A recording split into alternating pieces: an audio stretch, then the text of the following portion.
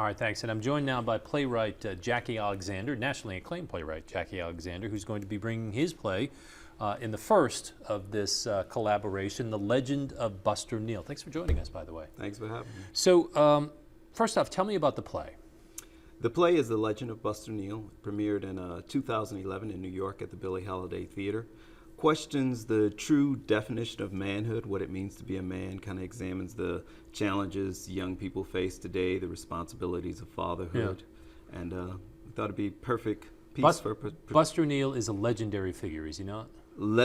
Correct. Hence the title. Hence the title. But he's a legendary figure in the civil rights movement.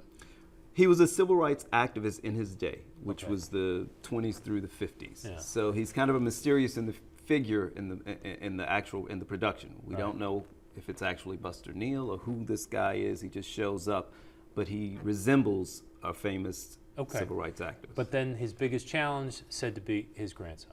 His great-great-grandson. Okay, yeah, excuse me. Kind of examining the challenges he faced as a man in the 30s, 40s, and 50s, and how he defined being a man, as opposed to what he's finding his great-great-grandson defining, how he's defining the responsibilities of manhood. Well, it's an interesting concept. So, is this something that you thought about in your own life?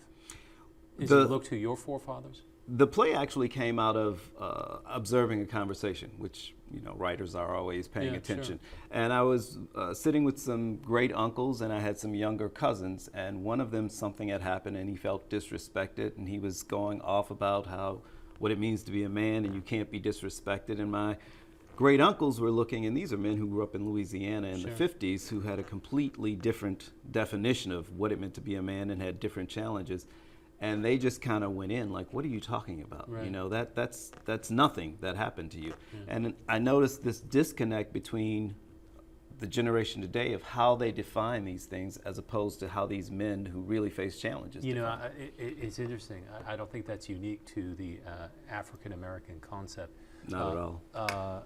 I've encountered the same thing where my relatives who were in World War II or Korea have looked at us and us younger generations just said, you all just have it way too easy. Right. Well, we're kind of a me generation, and ancestors, people who came before us, and they seemed more about the family was first. It wasn't about me. It was about taking care of my family. This is going to be playing Saturday, October 13th at 8 p.m. and Sunday, October 14th again at 8 p.m. Yes. It's Friday, October 13th at 8 p.m. Okay, and Saturday, October 14th at 8 p.m. All right. And I imagine it's going to sell out quickly here. We hope so. Gantcenter.org to get your tickets. Yeah. You must be excited about this being the first of that collaboration. Very excited. I met David. This show was at the festival, National Black Theater Festival. I'm the artistic director of the North Carolina Black Repertory Company. We produced the National Black Theater Festival. It was at the festival in 2013. We met, we talked. He told me about the Gantt Center. And one of the first things I wanted to do when I got to the North Carolina Black Repertory Company was spread the company out. So a partnership with the Gantt Center seemed perfect. Hopefully more to come. Jackie, I'm really looking forward to seeing it myself. Thanks for joining us. Thank you. That's our end of conversation for today. Right now it's time to check in with the weather on the One's Forecast Center.